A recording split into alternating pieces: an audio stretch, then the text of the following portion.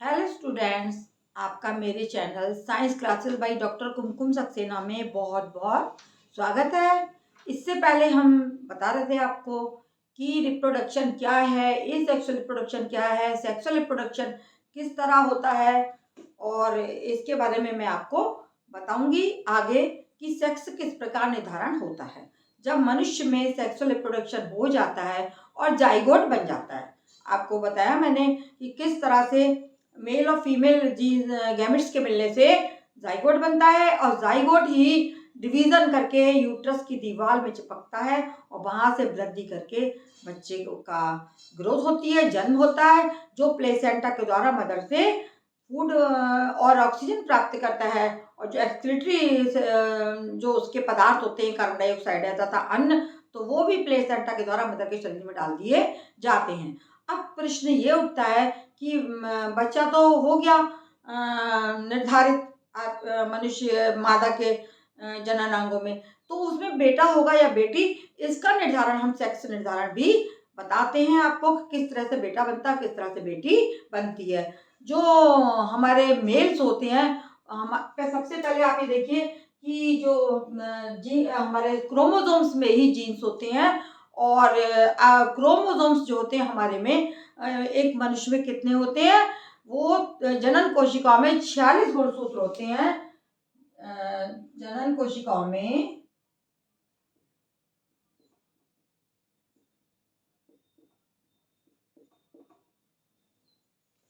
23 जोड़े 23 जोड़े या इनका डबल 46 गुणसूत्र पाए जाते हैं।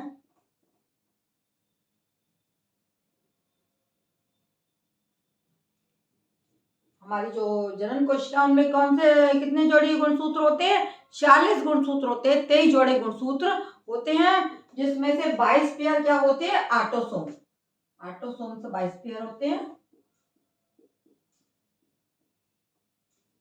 22 जोड़े होते हैं। 22 जोड़े का मतलब हो गया आपका 44 गुणसूत्र। 44 गुणसूत्र जो है आपके 44 गुणसूत्र ऑटोसोम जिन्हें कहा जाता है, ये हमारे 22 जोड़ी होते हैं और उनका डबल कर देंगे तो 44 गुणसूत्र इस तरीके से सिंगल गुणसूत्र का जो है इस तरह से पेयर पाया जाता है, जिनमें इस तरह से जीन्स लगे होते हैं। तो ये एक जोड़ा है, इस तरीके की बनावट होती है हमारे और डीएनए में होते हैं, ये गुणसूत्र पाए जाते हैं। अब एक जोड़ा जो होता है वो लिंग गुणसूत्र या सेक्स क्रोमोसोम कहलाता है। लिंग गुणसूत्र है मनुष्य में एक जोड़ा होता है, एक जोड़ा या दो दो गुणसूत्र पाए जाते हैं, जो ये निर्धारित करेंगे कि उक्त जो संतान है वो बेटा होगा या बेटी होगी। तो लिंग निर्धारण गुणसूत्र कितने हुए, केवल एक जोड़ी या दो। और बाकी जो गुणसूत्र होते हैं वो हमारे विभिन्न हमारे शरीर में जो बनावट होती है, हमारे चेहरे का रंग है, हमारे बालों का रंग है, हमारे हाथों का साइज, हमारे पैरों का साइज है, हमारे अन्य कैरेक्टर जो बालों की संरचना है, बालों का रंग है, उनके पाए जाते हैं, जो ये निर्धारित करते हैं कि माता में से या पिता में से संतान में जो 22 जोड़े हैं वो किस तरीके से कौन सा किसका वो लेगा। तो एक गुणसूत्र में मादा में जो है, मादा में क्या पाया जाता है, एक्स एक्स एक जोड़ी, और नर में जो है वो एक्स वाई होता है। जिस समय पुरुष की जनन कोशिका जो होती है वो मियोसिस के द्वारा 4 शुक्राणु उत्पन्न करती है। पुरुष की जनन कोशिका में अर्धसूत्री विभाजन द्वारा अर्धसूत्री विभाजन द्वारा अर्धसूत्री विभाजन के द्वारा क्या उत्पन्न होता है, अर्धसूत्री विभाजन होता है और इसमें मियोसिस इसको बोलते हैं और 4 शुक्राणु उत्पन्न होते हैं, 4 शुक्राणु उत्पन्न होते हैं उत्पन्न होते हैं।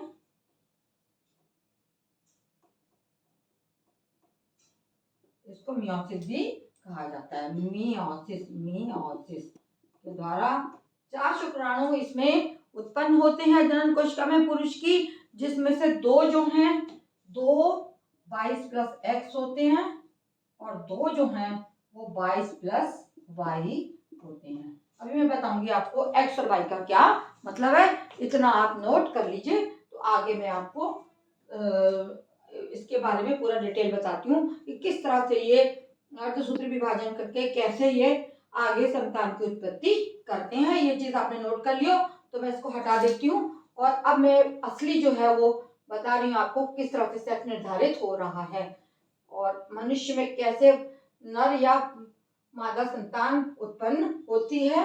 वो आप देख लीजिए कि हमारा जो है वो एक्स वाई किस में है, पुरुष में जो होता है वो एक्स वाई होता है, एक्स वाई, ठीक है, और मादा में होता है एक्स एक्स। इसको हम गोले में ही दिखा सकते हैं कि पुरुष में एक्स वाई किस तरह होगा,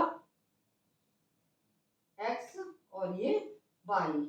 एक्स जो है आपका मादा का वो है और वाई जो है वो पुरुष का संकेत होता है। ये इस तरह से ये एक्स और ये वाई है ना, और मादा में हो जाएगा ये पुरुष और ये मादा। इसमें दोनों क्रोमोसोम्स एक्स एक्स ही पाए जाते हैं, इसमें कोई वाई नहीं होता। ये मादा है। तो जो संतान की उत्पत्ति है उसके लिए कौन जिम्मेवार है, पुरुष जिम्मेवार है कि यदि वो अपना एक्स क्रोमोसोम देता है मादा को तो लड़की उत्पन्न होती है, और वाई क्रोमोसोम से उसका कंबाइन करता है तो लड़का उत्पन्न होता है। किस तरह से, ये देखिए, ये एक्स वाई अब यहाँ पे हमने अलग कर दिए, ये हो गया एक्स, ये हो गया वाई, ये है पहली वो वाई। इसी तरीके से इसमें से भी 2 बन जाएंगे, एक्स और एक्स। ये बहुत इंपॉर्टेंट है बोर्ड के लिए, ये आ सकता है क्वेश्चन। अब यदि ये वाला एक्स इससे मिलता है तो आप देख रहे दोनों क्या बन गए, दोनों बन गए एक्स और एक्स हैं। अभी बताऊंगी मेरी संतान जो है डॉटर होगी, और अब इसको यहां से ले जाएंगे और इससे मिला देंगे, तो ये भी क्या बना, ये भी एक्स और एक्स बन गया। क्या बना, ये एक्स और एक्स, दोनों क्या बने, दोनों लड़की बनी। और यदि वाई वाला मिलता है इस एक्स से तो बन जाता है एक्स वाई। क्या बना, ये एक्स और ये वाई, एक्स पे ये और वाई पर ये। अब इसको इधर इससे मिलाइए तो आपका बन जाएगा, ये भी एक्स और वाई बनेगा, एक्स और वाई, एक्स ये हो गया और वाई ये हो गया। तो जिसमें दोनों एक्स क्रोमोसोम्स हैं वो लड़की बनेगी, और इसमें भी ये भी लड़की हो गई, और यहाँ पर एक्स वाई है तो ये बन गया लड़का, और ये भी लड़का बन गया। इस तरीके से 50% लड़की बनने की संभावना है और 50% लड़का बनने की संभावना। ये डिपेंड करता है कि कौन सा क्रोमोसोम किससे मिल रहा है। ये आपका फिर से समझ लीजिए, पुरुष में एक्स वाई होता है, मादा में एक्स एक्स होता है। एक्स वाई में एक्स और वाई को मैंने अलग अलग कर दिया, इधर मादा में भी एक्स और एक्स को अलग, क्योंकि मादा में क्रोमोसोम वाई होता ही नहीं है। इसमें कौन सा होता है, इसमें एक्स एक्स ही होता है। तो ये बिल्कुल 100% कन्फर्म है कि लड़का या लड़की का उत्पन्न होना पुरुष पर डिपेंड करता है। यदि पुरुष का वाई क्रोमोसोम मिलता है तो क्या होगा, लड़का बनेगा, और एक्स क्रोमोसोम मिलेगा पुरुष का मादा से तो क्या होगा, तो लड़की बनेगी। तो इस तरह से अब इस एक्स को हमने इस एक्स से मिलाया तो एक्स एक्स बन गया, इस एक्स को इस एक्स से मिलाया, इस एक्स को हमने इस एक्स से मिला तो ये भी लड़की बन गई। अब वाई को बारी बारी से दोनों से मिलाते हैं, वाई और एक्स को मिलाया तो एक्स वाई, और वाई और एक्स को मिला एक्स वाई, तो जिसमें वाई शामिल है वो लड़का बन गया और ये दोनों लड़की बन गई। इस प्रकार से लड़का लड़की का निर्धारण होता है। कोई भी अगर इस तरीके की बातें आज के समाज में करता है कि तुम्हारे बेटा नहीं हुआ तो ये उसकी गलती है, क्योंकि सेक्स का निर्धारण, लिंग का निर्धारण पुरुष पर डिपेंड करता है और इस पुरुष के ही क्रोमोसोम से ये सब आता है। इस प्रकार से बिल्कुल ध्यान रखिए। आते हैं कितने जोड़ी ऑटोसोम होते हैं, कितने आपके लिंग निर्धारण या सेक्स क्रोमोसोम्स होते हैं, तो 1 जोड़ी सेक्स क्रोमोसोम और 22 जोड़ी आपके ऑटोसोम होते हैं। तो इस तरह से 22 का हो गया 44 और 1 का हो गया 2, तो 44 और 2 23 जोड़े क्रोमोसोम्स पाए जाते हैं। ये क्वेश्चन में, छोटे क्वेश्चन में और टिक मार्क में भी इस तरीके के क्वेश्चंस आते हैं। अगर आपको पता हो तो आप अवश्य इसको कर देंगे। इस प्रकार से जनन कोशिकाओं में कितने गुणसूत्र होते हैं? 23 जोड़ी, है ना। और लिंग कोशिकाओं में कितने होते हैं? केवल 1 जोड़ी। ये सामने आपको टेबल दिखा दी गई है, इसको आप नोट कर लीजिए। यहीं पे मैं अपना जो लेक्चर है समाप्त करती हूँ और अगले लेक्चर में मैं बताऊंगी किस तरीके से इसके द्वारा बीमारियों को हम आगे ले जाते हैं या किस तरह से हम बढ़ती हुई जनसंख्या पे काबू पा सकते हैं। परिवार नियोजन क्या है, ये भी बहुत इंपॉर्टेंट चैप्टर है। अगले चैप्टर में मैं आपको ये बताने जा रही हूँ। धन्यवाद।